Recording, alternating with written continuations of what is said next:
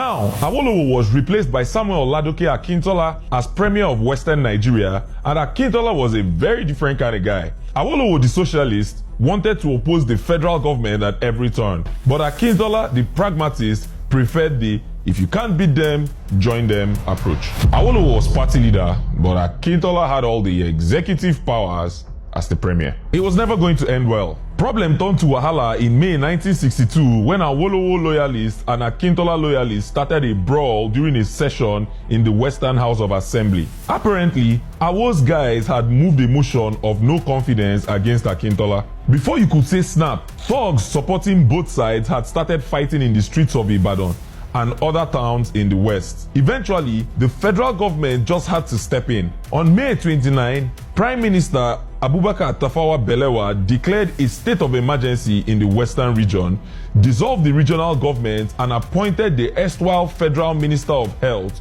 Dr. Moses Majekodumi, the sole administrator of the region. On the 2nd of November, the trial began, and in the middle of the same month, some young military officers held that fateful meeting at Major Ifajuna's quarters. The country and those officers watched as Akintola was reinstated on January 1, 1963 with federal backing, but without a working majority in the regional assembly to give him legitimacy.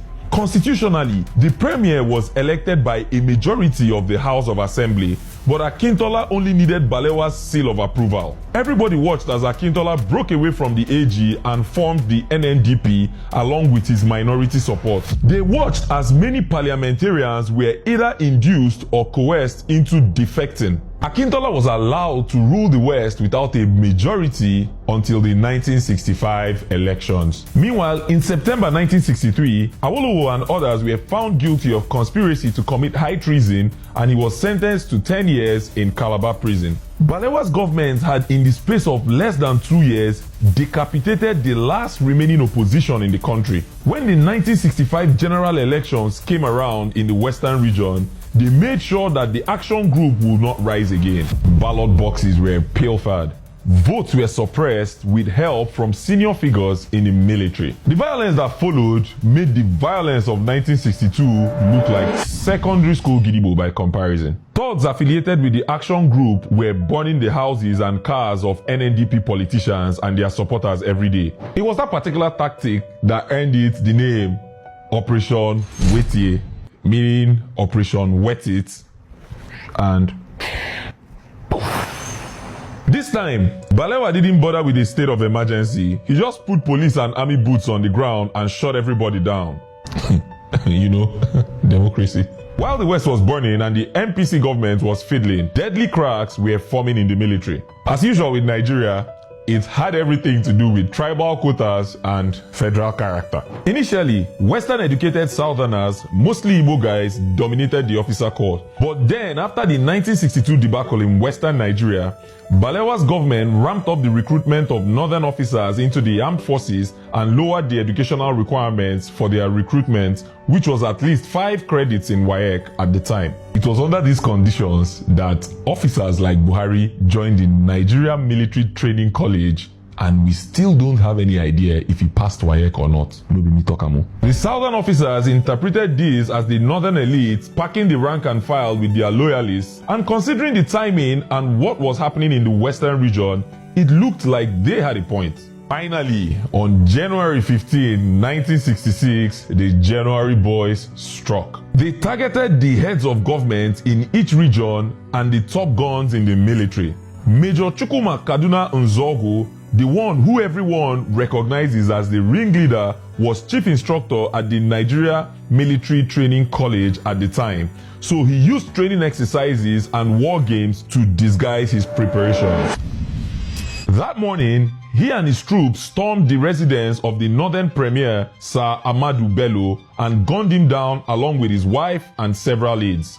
When one of his own guys, Sergeant Daramola Oyegoke, hesitated, Nzogu shot him on the spot.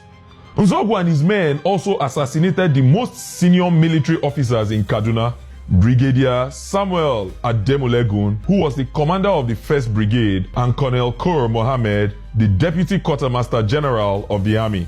After those tasks were completed, Nzogu captured the government house and detained the governor of the region, Sir Kashim Ibrahim. Then he seized Radio Kaduna and announced that the military had taken over the government of the region. That same morning, Captain Emmanuel Nwaoboshi and his men stormed the government house in Ibadan and came upon Akintola, who was smoking a cigar and listening to music. He was armed with a pistol and a shootout followed, after which the soldiers shot him several times and bayoneted him in anger. Lieutenant Colonel Agbogo Lajema was the commander of the 4th Battalion stationed in Ibadan and was also a target. But he was in Lagos at the time, so there was no high-profile military assassination in Ibadan. In the east, it turned out Premier Michael Opara was not even in the country, and the officers and men in the barracks offered little to no resistance. The soldiers only had to secure the barracks and wait for word from Ifajuna and the others in Lagos. In Lagos, Ifajuna and his men abducted the Prime Minister Tafawa Balewa and Finance Minister Festus Okoti-Ebo from their residences. They executed Okoti-Ebo on the roadside somewhere between Ikoyi and Lekki, but nobody knew the Prime Minister's whereabouts until he was found dead near Ota with no gunshot wounds and still wearing his abada. Around the same time, Brigadier Zakari Mai Malari was shot at a party he was attending near Dodan Barracks, and Lieutenant Colonel Agbogo Lajema was shot in his hotel room in Ikoyi.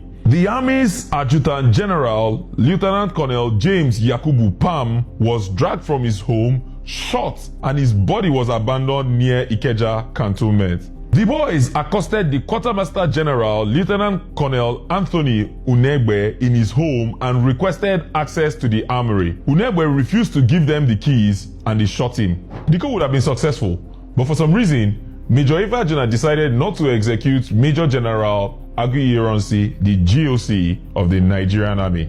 Now make of that what you will.